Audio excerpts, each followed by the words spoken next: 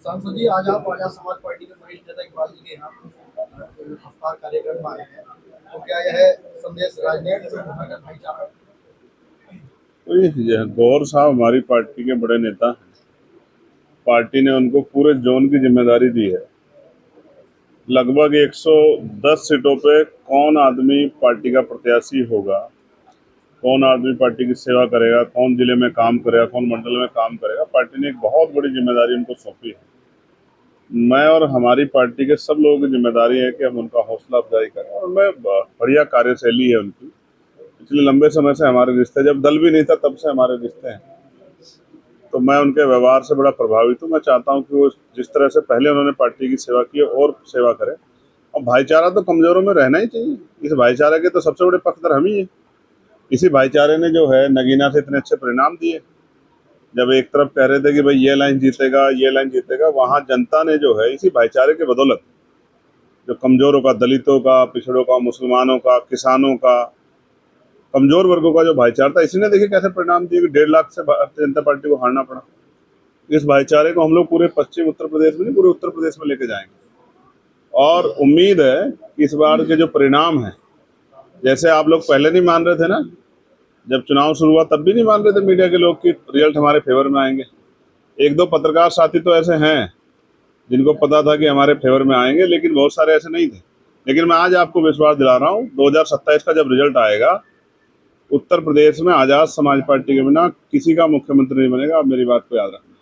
और हमारी तो इच्छा है, 2027 हमारी तो इच्छा है कि ये बेल्ट हमेशा इसको नजरअंदाज किया गया, इसको हाशिए पे रखा गया। यहाँ का पढ़ा लिखा नौजवान मजबूर है, मजदूरी करने के लिए फाइलें उठाकर घूम रहा है, कोई पूछने वाला नहीं। इस क्षेत्र के नौजवान को रोजगार मिलना चाहिए। उसके लिए राजनीतिक शक्ति जो कभी गोरखपुर चली जाती है, कभी पश्चिम उत्तर प्रदेश से उधर रहती है, एक मौका तो इस क्षेत्र को भी मिलना चाहिए कि क्षेत्र के हालात बदलें, यहाँ के लोगों को अवसर मिले, और हम लोग उसके लिए प्रयास करें। मुझे उम्मीद है ये जिला ही नहीं, इसके आसपास जितना क्षेत्र पड़ता है, आजाद समाज पार्टी का रिजल्ट सबसे बेहतर रहेगा। सांसद जी, प्रदेश में कानून व्यवस्था और दलित अल्पसंख्यक मुद्दों को लेकर आपकी क्या राय? बहुत शानदार है कानून व्यवस्था। आपने देखी नहीं है नगीना में डॉक्टर को जाके सीधे गोली मार दी। देखी नहीं, इससे ज्यादा क्या अच्छी कानून व्यवस्था होगी। जहाँ बहन बेटियां सेफ नहीं है, जहाँ कहाँ से गोली आती है, किसको लगती है, कहाँ से पकड़ते हैं, कहाँ छोड़ते हैं, जहाँ सब कुछ जो है, कोई राह चलता जो है 3 लोगों को पकड़ के पीट देता है, कोई कहने वाला नहीं है, कोई सुनने वाला नहीं है, जहाँ बिना कोर्ट के आदेश के बुलडोजर चल जाते हैं, लोगों के घर जमीन दर्ज कर जाते हैं, बाद में कोर्ट कहता है कि ये तो निर्दोष थे। इस उत्तर प्रदेश की बात कर रहे थे आप। ये उत्तर प्रदेश तो माफिया राज से के दौर से गुजर रहा है, और उत्तर प्रदेश का हर व्यक्ति चाहता है कि माफिया राज खत्म हो। लेकिन पहल कौन करे? क्योंकि जो भी पहल करता है उसमें सीबीआई, ईडी, इनकम टैक्स या फिर इधर उधर के ऐसे मुकदमे जिससे उसकी छवि खराब कर दी जाए, या उसको डराने धमकाने काम। तो हम लोग तो डरने वाले नहीं है। यहाँ से वहां तक जो आप हमारी लीडरशिप देख रहे हैं, ये सब वो लोग हैं जिन्होंने तय कर लिया है कि उत्तर प्रदेश के हालात बदलने के लिए उत्तर प्रदेश की सरकार इस बार हम बदल दें। 2027 के चुनाव को लेकर आजाद समाज पार्टी की क्या रणनीति रहने वाली है? रणनीति तो आप नेताजी से पूछेंगे तो अच्छा है, लेकिन मैं बस इतना बता देता हूँ जो मुझे जानकारी है, क्योंकि अभी मैंने समीक्षा की थी। पश्चिम उत्तर प्रदेश में हमने 13 जातियों का भाईचारा संगठन बनाया है, और हमारे भाईचारा संगठन के नेता भी मेरे साथ बैठे हुए हैं। वो लगातार प्रयास कर रहे हैं कि भाईचारा बन के हम लोग वोट को संगठित करें। जो भाजपा के विरोध का वोट है उसको हम लोग संगठित करके आजाद समाज पार्टी खेमे में लाएं। तो हम प्रत्याशियों का चयन भी इस आधार पर करेंगे, सभी जातियों को मौका देंगे, किसी को नहीं छोड़ेंगे। लेकिन उसके साथ साथ बूथ, सेक्टर, विधानसभा का संगठन हम लोग इतना मजबूत बनाएंगे कि हर विधानसभा में 1 lakh plus vote Azad Samaj party के प्रत्याशी को मिलेंगे। इसके लिए लगातार काम चल रहा है। हमारा अधिवक्ता मोर्चा काम कर रहा है, हमारा मिशन 78 काम कर रहा है, हमारा किसान मोर्चा काम कर रहा है। उसके अलावा जो 13 जातियों का भाईचारा संगठन मैंने आपको बताया है, उसमें गुर्जर भी हैं, उसमें जाट भी हैं, उसमें सिख भी हैं, उसमें पाल, प्रजापति, कश्यप भी हैं, सैनी भी हैं, जो हमारी इस पूरी बेल्ट में है, लोधी भी हैं। तमाम जातियों को, सैन, विश्वकर्मा भी हैं, इन सब जातियों को हम लोग जोड़ के, कश्यप भी हैं, मजबूत भाईचारे के साथ उतरेंगे। और आप देखना, पहले लोग इग्नोर करेंगे, फिर विरोध करेंगे, अंत है जब बटन दबाने जाएंगे तो आजाद समाज पार्टी का आश्राम का बटन दबेगा। आप मेरी बात पे क्या आने वाले समय में आपकी पार्टी किसी बड़े गठबंधन की ओर बढ़े? जनता का गठबंधन से बड़ा कोई गठबंधन होता है क्या? बड़े गठबंधन आपने देखे नहीं थे 24 में। मैं फिर कह रहा हूँ, जब लहर चलती है ना, आप मुझे बताओ कौन सी पार्टी चुनाव मोड में आजाद समाज पार्टी के अलावा? सारी पार्टियां भी आराम कर रही हैं। आजाद समाज पार्टी 7 बड़ी रैलियां कर चुकी है। 15 तारीख को बाराबंकी में, आज कह रहा हूँ यहाँ बिजनौर में बैठ के, नूरपुर में बाराबंकी में ऐतिहासिक रैली होगी 15 मार्च को, पार्टी का स्थापना दिवस है। और बाकी सब जगह जैसी प्रदेश कमेटी ने तय किया है कि जिला स्तर पे जो है, जिला मुख्यालयों पे जो है कार्यक्रम होंगे बड़े। और फिर 29 मार्च को लखीमपुर खीरी में एक तरफ हम लोग पार्लियामेंट में यहाँ के विषयों को उठाएंगे। आपने देखा इस बार, चाहे वो शेरकोट में काम करने वाले ब्रुश के व्यापारी हो, चाहे वो वुड कवरिंग का जो काम है, हस्तशिल्प का जो नगीना के जो व्यापारी उनका काम, या वहाँ के मजदूरों से जुड़ा इशू हो, या जितने भी मामले हैं, चाहे माला नदी के पुल का मामला हो, चाहे यहाँ की सड़कों का मामला हो, चाहे, और मैंने पार्लियामेंट में लिखित में अनुदान मांगों में, यहाँ IIT बने, यहाँ IIM बने, यहाँ मेडिकल कॉलेज, यहाँ एम्स बने, यहाँ पर इंटरनेशनल स्टेडियम बने, यहाँ औद्योगिक धंधे लगे, इसके लिए लगातार मैंने मांग उठाई है। लेकिन बहरी सरकार जो कान बंद करके बैठी है, सुनना नहीं चाहती, लेकिन सुनेगी। हम लोग जनता के आशीर्वाद इतनी शक्ति बनाएंगे 27 में कि हम लोग ये काम अपनी कलम से ही कर सकें। तो हम लोग करेंगे और मजबूती से करेंगे। युवाओं और बेरोजगारी के मुद्दे पर आपकी सरकार से क्या मांग है? नहीं, मांग तो हम कर करके थक चुके हैं सरकार से। ये सुनना नहीं चाहती है, तो युवाओं को कुचलने वाली सरकार है।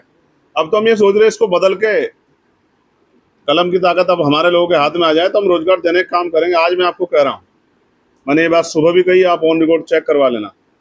एक बार अवसर मिलने के बाद कोई नौजवान फाइल लेके दफ्तरों के बाहर घूमता नहीं फिरेगा। और पढ़ा लिखा नौजवान जिसको सेवा करनी चाहिए प्रदेश की, देश की, वो रोजगार की वजह से परेशान नहीं होगा, सुसाइड नहीं करेगा, अपने आप को अकेला महसूस नहीं करेगा। आजाद समाज पार्टी सबके हितों की रक्षा करेगी और उसका स्पेशली जो फोकस रहेगा एजुकेशन पे, हेल्थ सेक्टर पे, कानूनी व्यवस्था पे, और नौजवानों को रोजगार, महिलाओं को सशक्त करने के लिए, महिलाओं को घर पे रोजगार। और ये जो टोल सिस्टम है उत्तर प्रदेश के अंदर, इस पूरे टोल सिस्टम को हम लोग हटा देंगे।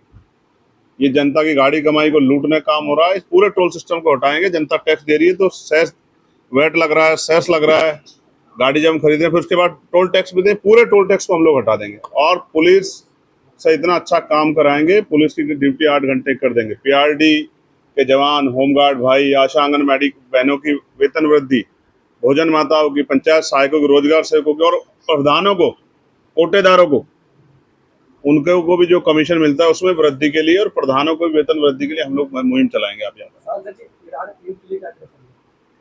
जबरदस्ती सुपर पावर बनने के चक्कर में अमेरिका ने झोंक दिया घूस लेके, इजराइल से, सऊदी अरब से घूस लेके जो है, और उनका टारगेट बड़ा है। आप मेरी बात को याद रखना, इजराइल जो करना चाहता है, आप नजर रखिए, इजराइल का टारगेट ईरान नहीं है।